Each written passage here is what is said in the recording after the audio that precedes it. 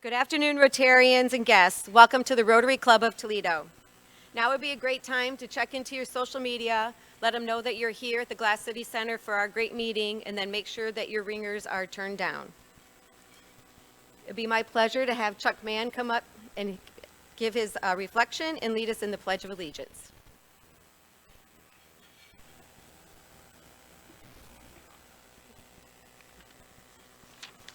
Morning. No, good afternoon. Dear God, watch over your children, especially those with no homes to return to at the end of long and weary days. Protect them from harm and keep them from despair. Open the hearts and eyes of those of us with blessings to share. Unite our voices so that no man need ever lay down for the night on a wooden park bench because he has no home. So that no woman ever need tuck her children into the back seat of her car because she has no home. And that no children need ever wonder, where will I feel safe because they have no home. So that all those who wander and all those who are in need find the shelter and peace they seek. In the Lord's name we pray. Amen. And I was just, please join of the United States of America and to the republic for which it stands, one nation under God, indivisible, with liberty and justice for all. This is sort of a late breaking news. I was asked to read this. Cleanup continues in France yesterday, where a cheese factory was rocked by a huge explosion. Debris was everywhere.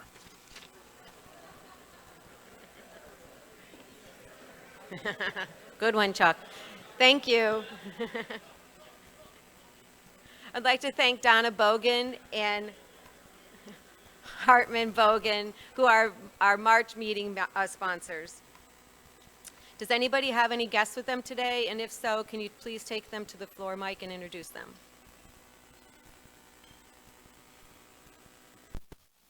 Good afternoon, President Cindy. I have with me Debbie Fallon, outstanding community volunteer that knows one of our speakers and was really interested in Rotary today. Right. Welcome, Debbie.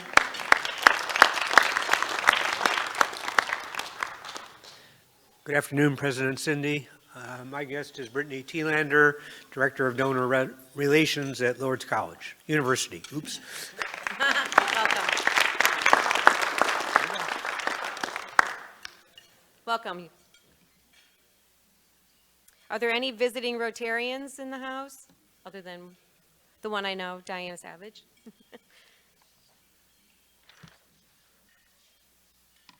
I'd like to ask Luke King to go to the floor mic for a vocational services announcement. It's a call for mentors for the four-way test. Good afternoon, fellow Rotarians. The Vocational Services Committee has a volunteer or service opportunity for all of you. The College and Career Ready, Set, Go program by Partners in Education, which is actually a program that we fund through the Rotary Foundation. They are looking for career speakers, people who will go into one of our elementary or junior high schools and speak with students for about 45 minutes. Oftentimes it's about a 20-minute talk and then 15, 20 minutes of just question and answer periods. There will be a guest sign-in sheet. It looks like this. It will be, a volunteer sign-up sheet. It will be just at the front entrance where the guest sign-up sheet normally is. So if you have an opportunity to sign up and share your career expertise with some local students, we would really appreciate it. Thank you. Thank you, Luke. If Don Yerkes and Brad Mick could come up to the podium, that would be awesome for a new member presentation.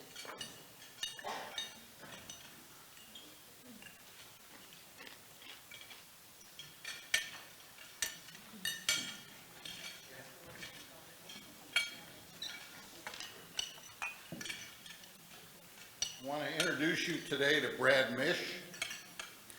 Brad was born in Chicago, but he moved to White House as a young boy. Brad graduated from Anthony Wayne High School Later earned an associate's degree in business management from Owens Community College. Brad is also a licensed journeyman HVAC technician. Since July of 22, Brad works for Dunbar, Inc. in business development. He follows 3 Dunbars, many of you know them, Glenn, Harley, and Steve, and 1 Yerkes, me, as a Dunbar Inc. representative in Toledo Rotary. We're proud that Brad's able to carry on that tradition. Brad has been married to Jackie for 10 years. Brad met Jackie at Spartan Chemical, so there was true chemistry between them. Jackie continues to work at Spartan.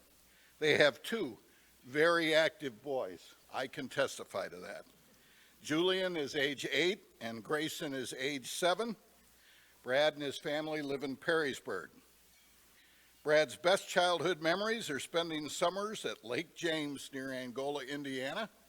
We were just talking to Jackie's new intern about that today. His favorite travel destination is St. Petersburg Beach, Florida. Many years from now, Brad hopes to retire there as well. Brad's pet peeves include when the hole in a coffee cup lid lines up with the seam of the cup, causing a slight dribble when you drink. Brad is convinced that Tim Hortons servers do that on purpose. He also, another pet peeve is when people say, living the dream, or if I was any better, I'd be you. Another pet peeve is rude people, so be nice to them, please. So please join me in welcoming Brad Mish to Toledo Rotary.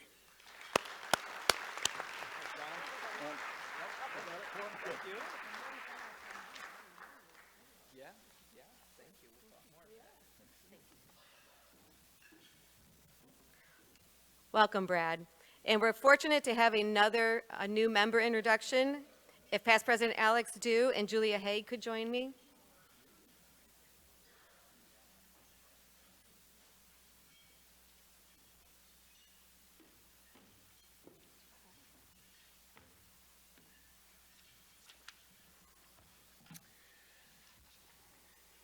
Today I have the distinct honor and privilege to introduce Julia Haig as our newest Rotary Club of Toledo member. Julia was born and raised in Toledo.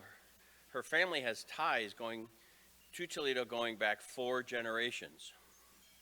This includes her paternal grandfather having worked for the Toledo Area Chamber of Commerce for many years, and her maternal grandfathers who were longtime businessmen owning the Byrne Paint Company, which is still in existence on Oliver Street in Toledo. Still owned and operated by family, and the Huss Painting Company. Julia attended BGSU for her undergraduate degree in biology. Julia was planning on being a dentist, but as her decision to approach dental school came, she figured out that she really enjoyed interpersonal communication, and that might be tough with her hands in somebody's mouth. So she decided to take a different route. She decided to forward her interest in healthcare by completing a master's in public health administration through the BGSU UT combined program called the Northwest Ohio Consortium for Public Health. Julia is a 3rd-generation master's educated woman on both sides of her family, something she recognizes is very unique and feels honored to be a part of. She began her career with ProMedica, and in her 5 years with them, had the opportunity to be part of business development, strategic planning, and organizational effectiveness teams. She now works for Ann Grady, serves as their mission advancement associate, overseeing donor relations, community engagement, grants, events, and all things that support the Ann Grady mission. In her free time, if she has any, she teaches fitness classes, she plays volleyball, does ballroom and Latin dancing, plays the flute and piccolo, and takes her chihuahuas, Louise and Lola, on walks. Julia had previously served on the Toledo Streets Newspaper Board and the Ann Grady Services Board. She is a Leadership Toledo alumni and volunteers for Hope Toledo. A fun fact about Julia, there are no pet peeves, by the way. Okay, at least I wasn't able to get any out of her. It might be people that ask her about pet peeves, so. Anyway, fun fact about Julia, her entire name was mispronounced at her undergraduate graduation, and now she is fondly referred to by her family and close friends as Julia, sorry. Whew. Julia Lynn like Paige. Paige like Paige, okay? Please, let's give Julia like Lynn Page. Boy, I messed that one up. Something like that. A warm Toledo Rotary welcome. She's going to be a good one.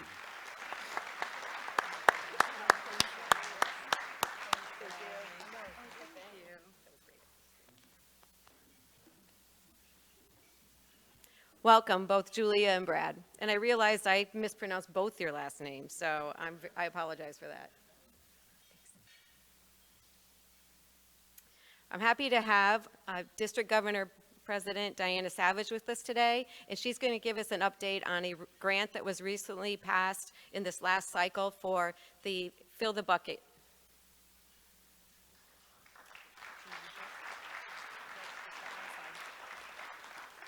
So thank you very much, President Cindy, for the opportunity to speak just for a moment. First of all, on behalf of District 6600 and our partnership with St. Vincent, thank you. Thank you for supporting our vision and our goals. Thank you for believing that good can come even a little bit at a time.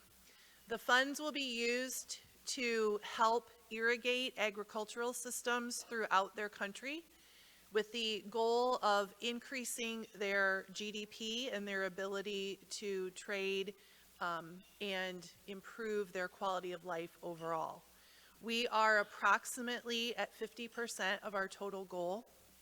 Your donation, your contribution will help us get to that point, and for that I am very grateful.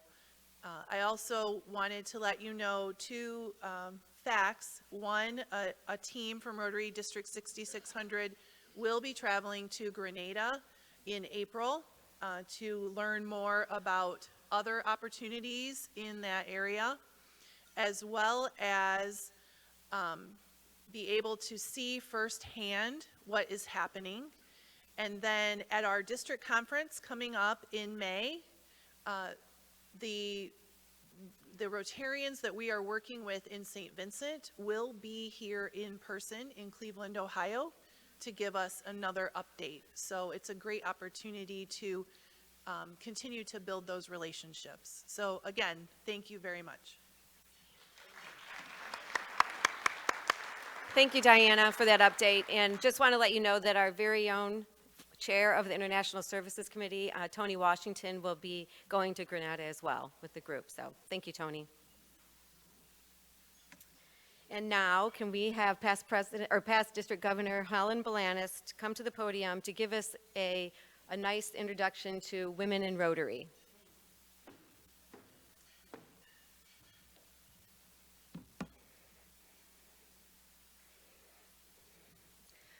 I don't know really what I can say. You all have probably heard over and over again contributions of women like our current sitting district governor, Diana, your current president, Cindy. So it was kind of hard to put something together that might keep you awake. The only thing is, as my neighbor knows, we had no electricity, so don't get too close to me. There was no shower, no hairdo, but, you know, I wanted to keep my commitments. But let me help frame some of this. I'm a movie buff, so I think of one of the great funny movies I liked was As Good as It Gets. Do you remember that movie, As Good as It Gets? And, you know, he said to her, you make me want to be a better man. Remember that great line? And I think this is kind of a helpful way to put together what the contributions of women are. I've been watching a program that's live streamed. It's called The Chosen. It's a Christian-based series, but really highlighting the early Jewish community or the Jewish Christian community. So all the guys are around and they're trying to figure out what this Jesus guy was doing. And, you know, and Mary Magdalene was in the group and she said, well, why don't you just ask Jesus? And they all looked at each other like, well, that makes sense. Why didn't we think of it? Again, what I'm trying to show is that sometimes one of the contributions of women is that we help the men in our life and our communities to see a different perspective that maybe on their own they don't see. And on the other hand is to celebrate what real masculinity is. Last night I was at Walker Funeral Home and a 18-month-old little boy died, and his parents were there with their 9 other children. And they, you know, a 3-foot casket was there, and the mother was sitting on the floor with the other children. The next youngest was 3 years old. And I saw the father get up and go down and sit on the floor next to the mother and put his arm around her. That's the masculine strength that we women look for in the men. And if you put together that strength of what man is made for and what women are made for in our sense of maybe, I don't know, think of like Forrest Gump's mother who said, what was that famous line? Life is like a bowl of cherries. You never know what you might get. And Forrest said, you know, my mom had a way of explaining things to me so I could understand it. Of course, we know that Forrest was a little challenged mentally, but aren't we all? You know, so it's good to have someone to be able to maybe show another side. So sometimes I think they're, in understanding why Rotary is celebrating women, is that it is the recognition that Rotarians made back in the mid-1980s to say we are incomplete without our counterpart. And I hope and pray that the Rotary International family feels more complete by having women as part of the organization. Thank you.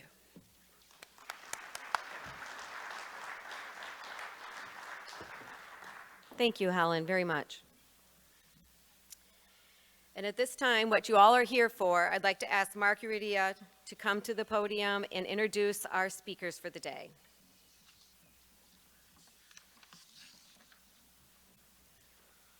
Thank you, President Cindy. It is with a really gusto, excitement that I'm able to introduce a couple friends to you from different parts of my life.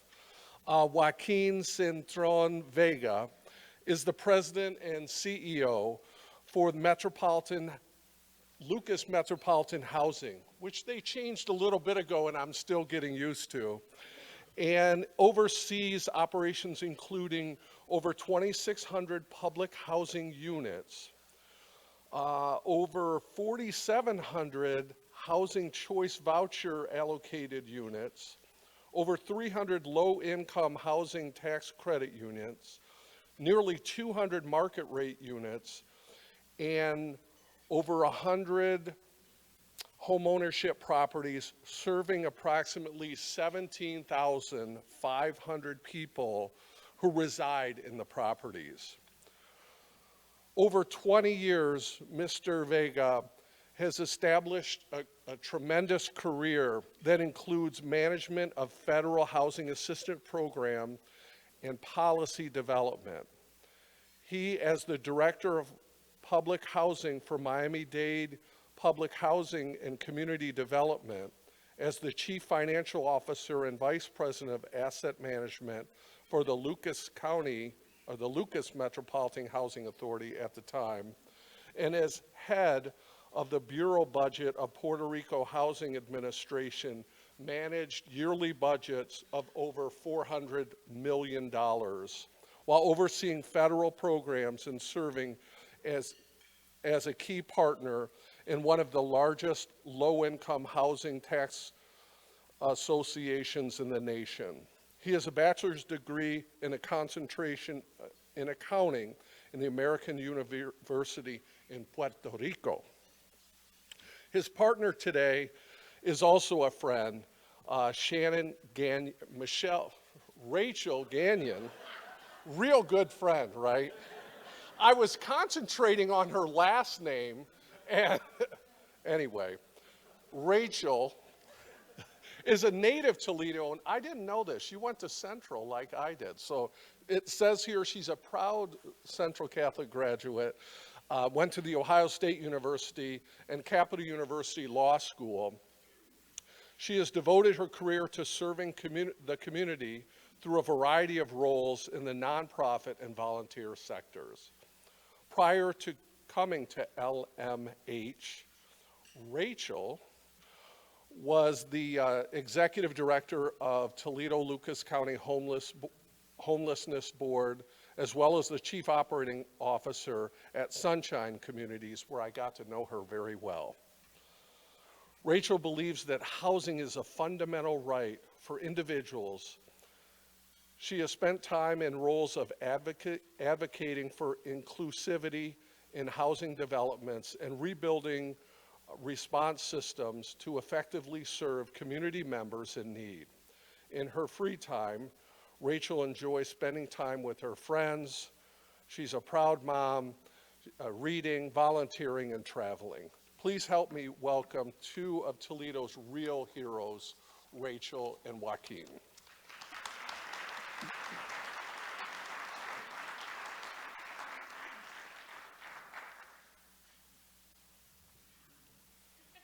What am I going to say? Oh, you're lucky I like you so much. Right. Okay, bring it.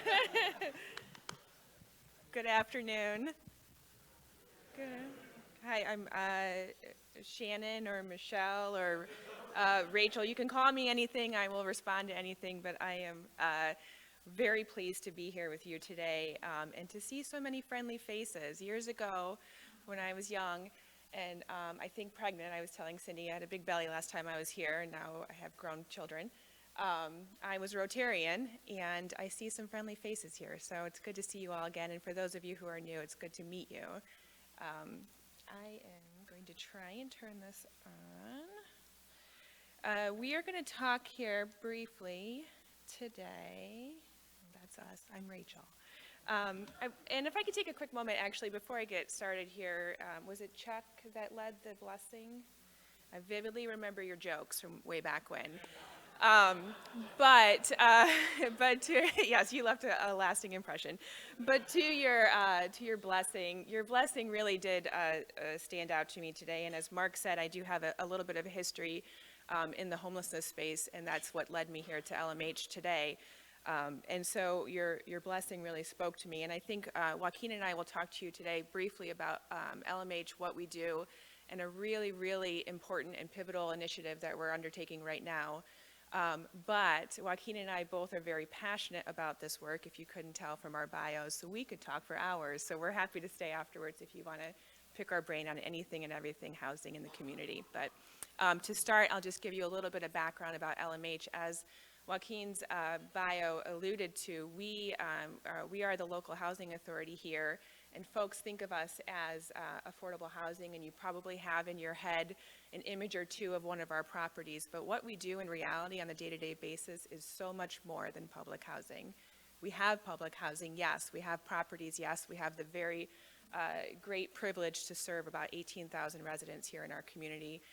But we have so much more. We have homeownership opportunities. We have a robust resident services team and department that works with the residents. We focus really heavily on creating pathways to self-sufficiency and higher quality of life. And so I hope when you leave today, you are take away, one, that we do so much more than housing, two, a really great opportunity in the Junction neighborhood that we're going to highlight today, and three, that we are willing collaborators with you all in your various roles here to help create a really strong community. With that, you can see our mission. I won't belabor it. Our mission is to create and maintain sustainable, affordable housing opportunities. As I mentioned, provide pathways to a better quality of life and empower our community. We do this, when you think of affordable housing, folks think of poverty quite often, and that's reasonable. Our focus here is that we want to have a two-pronged approach to deconcentrating poverty. We want to create a holistic, inclusive community that is through two different avenues, by creating housing opportunities in existing high-opportunity neighborhoods, and also by improving neighborhood conditions to create mixed-income communities of choice.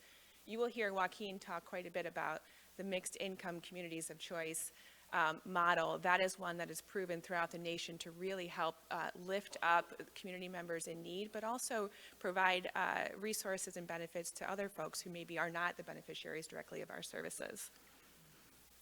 When you are out and about in your day-to-day, if you have focused on any newspaper or news story or radio show, or if you have your eyes open and your ears open, I'm sure you've heard of the housing crisis. That is a big topic of discussion these days.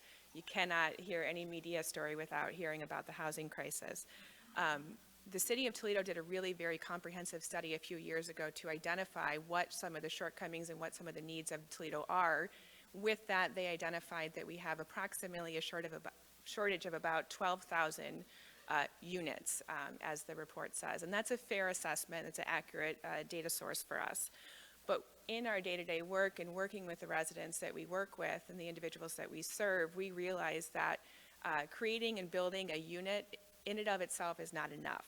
It's critical. It's the first step to building and empowering vibrant communities.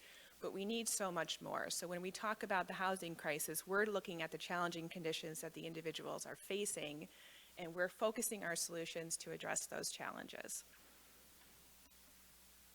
I'm going to tee up Joaquin. Joaquin is going to give you everything there is to know about the Choice Neighborhoods Initiative, but by way of introduction, the Choice Neighborhoods Initiative is HUD's premier program meant to revitalize communities.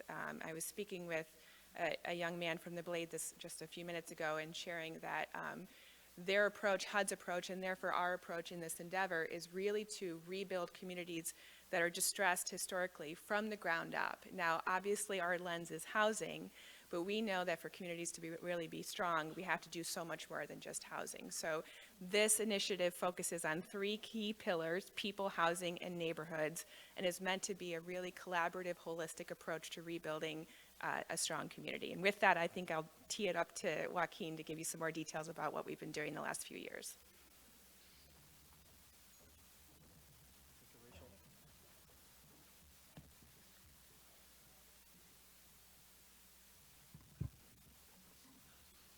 Thank you, Rachel.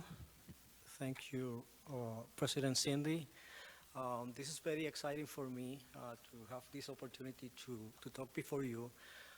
I am a proud Rotarian and member of this club, and thank you, Past President Alex, for the opportunity that she provided me to join this amazing club.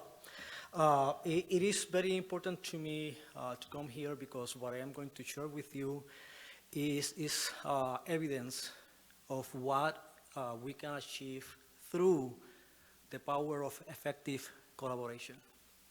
And Toledo is a place that is blooming. Toledo is a city that we have demonstrated that when we come together, amazing things happen. And definitely the Choice Neighborhood Initiative is one of them. Before going to that topic, I want to follow up with what Rachel was explaining about what is a housing crisis and how we define what a housing crisis is. And for us, any housing crisis should be defined by the challenging conditions that people are facing. And any solution to a housing crisis should or must be focused on improving those conditions. So we are very, very mindful about that, and through the work that we do, we are aiming to serve all the spectrum of the population. And later this year, you are going to start hearing about amazing projects that we are working on. More specifically, we are going to be financially closing many of those. Number one, the Park Apartments, which is a 45 apartments development that is going to serve the youth aging out of the foster care system, a beautiful project providing permanent supportive housing. On the south end, we are going to be financially closing one development for which we are completing an acquisition to rehabbing the development, which is called the Palmer Gardens, nearby the University of Toledo. That we are working with the multifamily programs from HUD, which is not common for housing authorities, and that's a totally separate topic that is going to take forever to explain, but there's that. 75 additional apartment homes. We are working to complete the Collingwood Green Master Plan, which includes, of course, the first 3 phases that we completed back on 2013, 14-ish. So almost 10 years later, we are going to close now on a 75 apartment complex to serve the elderly. That is phase 5 of Collingwood, and an additional 40 townhomes apartments complex, which is phase 4, to complete the whole Collingwood Green Master Plan. So through those projects, including but not limited to those, you see that we are serving the whole spectrum of the population, the youth, the elderly, families. So we are very mindful about that. And how can we be fair by working with the community and our partners to achieve that, to help people overcoming the challenges that they are facing, so we can, one day at a time, over the long term, can end the housing crisis that is in Toledo. So having said all of that, today I am going to talk to you about what I consider a historic and legacy building project that is going to change and transform the Junction neighborhood and will give us the opportunity to redevelop the McClinton non-homes public housing site that Lucas Metropolitan Housing owns. And, you know, for me to talk about this before Toledo Rotary is very important, because as Rotarian, I understand the value that Rotary provides to our community, and that spirit of collaboration that we have when we work with our community partners and we serve those that are in need and those that provide very meaningful proposals for us to consider. And, you know, importantly, I believe that this program that I am going to showcase today provides a very strong and resounding yes to the Rotary 4-way test. So is it the truth of the community? Yes, it is. Is it fair to all concerned? Yes, it is. Will it build goodwill and better friendships? Of course, and I will explain why. Will it be beneficial to all concerned? Yes. So that is only one of the reasons why we decided to speak and to request an opportunity to do this before you. So the Choice Neighborhood Initiative provides to the housing authorities, in this case Lucas Metropolitan Housing, an opportunity to leverage in additional public, private dollars to complete, a process of renovating our properties and housing stock in ways that otherwise we won't have an opportunity to do so. Important for us to just, provide to you a very good understanding of what we are talking about. What we are doing at the end of the day after the work that we performed that was started back in 2020 when we submitted a Choice Neighborhood Initiative planning grant application to HUD. Once we were approved by HUD, we started a 2 years planning process that ended on December 16 of 2022. At that moment in time, we submitted the final plan to HUD, and that plan was the result of, again, the collaborative efforts that included not only the feedback, the ideas, the recommendations from the people that are currently living in Junction and the McClinton non-homes, but the support and active participation from more than 35 community partners supporting this strategic plan that we put together and this master plan that we put together at the end of the day. So on December 16, we submitted the final plan to HUD. Almost 1 month later, on January 11 of 2023, we submitted to HUD an implementation grant application to, to make an ask to HUD. Hey HUD, we have this plan. This plan was the result of our capacity of putting our community together and is responsive to the voice of the residents and will having as an end result a vision of Junction as it is the vision of the residents about how it should be. This is what we are proposing. We need and we're requesting 40 million, but that is not the story. The story is that while that is factual, in the other hand, we came and said to HUD, hey HUD, because our community is so amazing and because our community truly believes in the power of collaboration and because we have not hope, we have the conviction that this is going to truly transform the Junction neighborhood. Our community, through that collaborative effort, we have secured commitments in the amount of 81 million. So we are telling you, HUD, that yes, we are asking you to give us 40 million, but we are telling you that we have already achieved the commitments from our community in the amount of 81 million. So we are going to have 121 million just to jumpstart this process of transformation. That's the story. And that is one of the elements that I wanted to share with you because I am hoping that you are going to take this with you and you are going to help us talking about this, about the amazing process that is going to happen there in which we are going to work with the residents from Junction to complete this process of transformation. And we are focusing on 3 main pillars: neighborhood, housing, and people.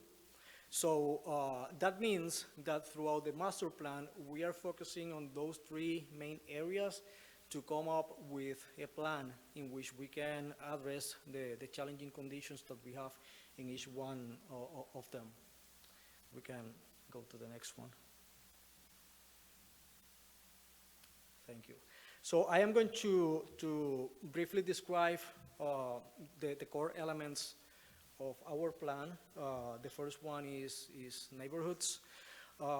In the neighborhoods plan, we have many goals that we want to achieve.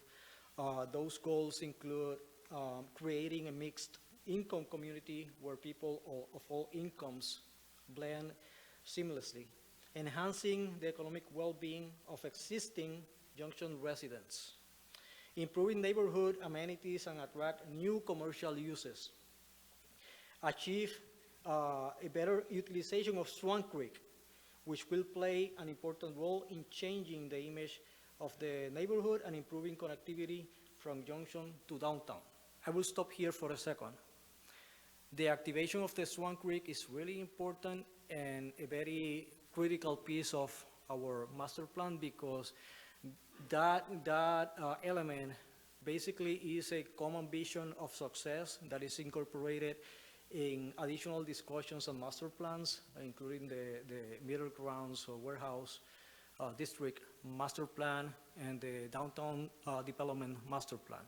So there is a common vision of success there that goes beyond Junction and goes beyond the planning that we are considering and submitting to HUD.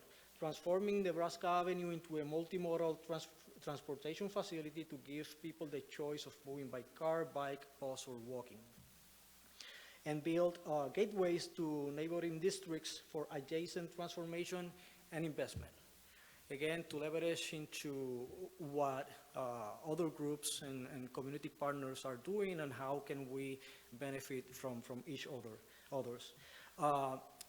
To lead this process, we have designated the City of Toledo as the lead in the implementation of the neighborhoods plan. And I am talking about the power of collaboration and the inclusiveness of additional community partners. So just to mention a few partners in support of the neighborhood strategy and plan include the Junction Coalition, the Tabernacle, ProMedica, TARTA, Metro Parks, Habitat for Humanity, NeighborWorks, and many others. Next, we can talk briefly about the people plan implementation. I want to highlight here, and this is amazing news for this community. Lucas Metropolitan Housing is the first housing authority in the state of Ohio to receive a designation as a financial opportunity center. And that goes hand in hand with the vision that previously Rachel was talking about in function of what we want to achieve by helping people, by making sure that they can enjoy of an environment in which we can keep building mixed communities of choice and also to pave path to economic advancement and self-sufficiency. So that's very important.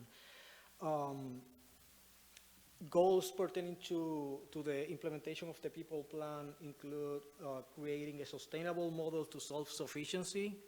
Of course, this strategy is centered on the fact that we have this additional resource now through the Financial Opportunity Center that is Lucas Metropolitan Housing.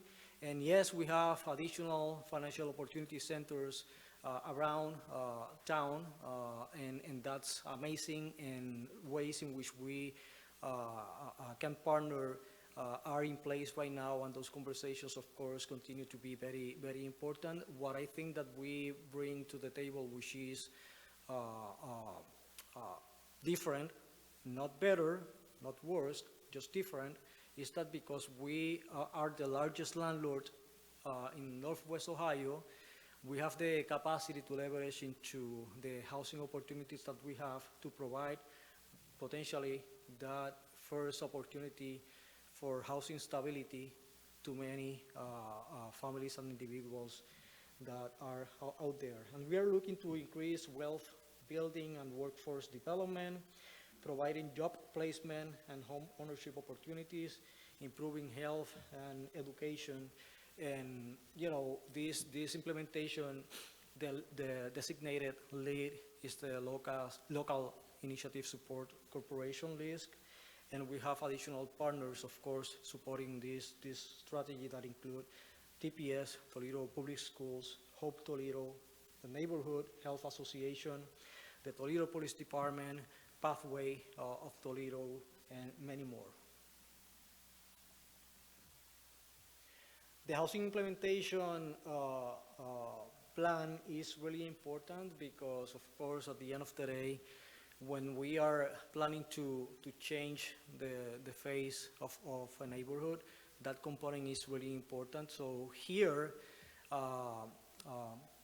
in short words, one of the most important goals is for us to make sure that we can improve the quality of life for those families that are currently living in the McClinton non-homes, which is the public housing site that we are managing at Lucas Metropolitan Housing. So there we have right now 151 apartment homes. And listen to me good here, apartment homes, not units, apartment homes, okay?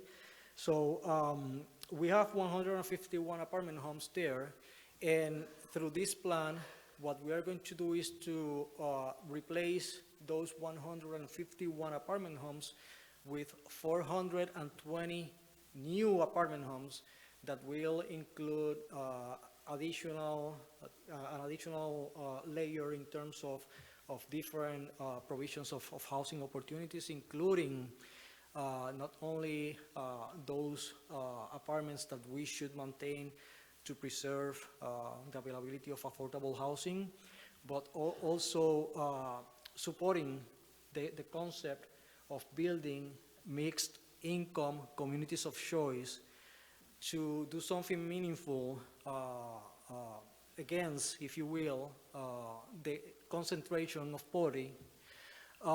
We are going to provide access to market rate owner-occupied units, apartment homes, I'm sorry, market rate rental apartment homes.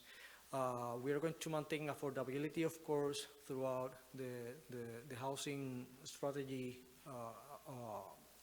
implementation, and we are going to do this in a strategy that is going to include 7 phases of construction, and important, every single person or family that currently lives in the McClinton non-homes, they have the right to return. Nobody's going to be displaced.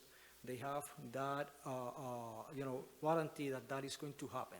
And those discussions, of course, have been part of the process. Pertaining to the housing strategy, we have 4 core principles: implementing the housing goals and objectives of the choice program, which at the end of the day is to build a mixed income community of choice, respecting the heritage and character of the Junction neighborhood, responding to the needs and preferences of the target housing residents, and rebuilding the neighborhood housing market. The designated lead for this implementation is Gorman and Company. It's a national development firm that they have, enjoyed of success in the implementation of this type of programs. Additional partners include the Lucas County Land Bank, Lucas Housing Services Corporation, which is a nonprofit affiliate of Lucas Metropolitan Housing, LISC, the City of Toledo, and Lucas County. The implementation phase, of course, again, we are talking about the ask that we are performing, or we recently made to HUD of 40 million. I want to reiterate, and this is again the story that I will hope will stay with you, so you can help us, sharing that with as many people, persons as possible. We are going to jumpstart this process with 121 million. Thanks to all the community engagement and partners that collectively helped us to achieve those additional 81 million to support the 40 that we are going to receive from HUD. And we believe that at the end of the day, the transformation is achievable. And what makes the transformation achievable is the positive underlying economic and market changing aspects in place, along with the plan's core strategies that capitalize on these dynamics. And those positive underlying dynamics that I am mentioning, and I have a listing here just to make sure that I am not missing one of those. Number one, after decades of economic downturn, the Toledo region is growing once again and will gain jobs and prosperity. Number two, this shift in economics has occurred quite recently, and Toledo is just beginning to adjust to the type of urban living people want today. Number three, the downtown and warehouse district have been the focus of renewed urban investment, both of which are located immediately east of the Junction neighborhood. Number four, the Junction neighborhood is well positioned to capture spillover investment from the downtown and warehouse district. Number five, Toledo lacks a true 21st century urban neighborhood. Such neighborhoods are in high demand in other metropolitan areas. Junction could be that neighborhood for Toledo. And number six, the target housing site is located on the eastern edge of the neighborhood and is well positioned to draw investment from the downtown and warehouse district, as I mentioned prior. Just to finalize and to make sure that all of you here, you have a good understanding about the geographical location of Junction. Junction, the boundaries are to the east with I-75, to the north with Door Avenue, and Norfolk and Southern Railway to the west and south. That is basically the boundaries of the Junction neighborhood. So again, for me, it's an honor to, about having this opportunity to talk to you not only about the meaningful work that we are doing at Lucas Metropolitan Housing, in which currently we are serving about 18,000 individuals, but the way I see it, we are serving every single person in the geographical area of Northwest Ohio that may be in need of a housing opportunity.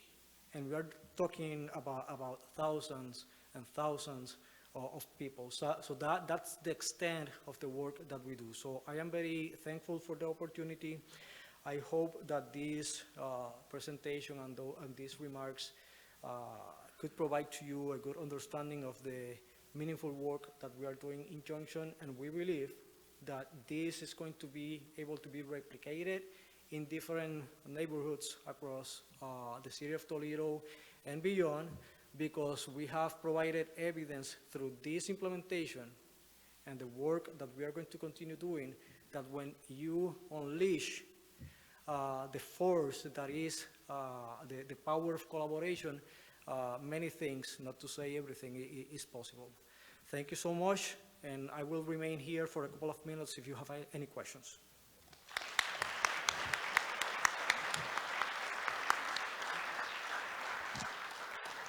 Thank you so much, Rachel and Joaquin. If you guys have any questions, it would be great if you could stick around and ask them, because they have the time to stay after. We're getting really close to the time. And as a thank you to both of you, we have a couple books to give you. Historical Tales of Toledo, that was written by our very own past president, Clint Mock, and we also will be making a donation to the Polio Plus Fund in your name. So thank you so much for taking the time. Sounds like a lot of great work, and I can't wait to see how this all unfolds.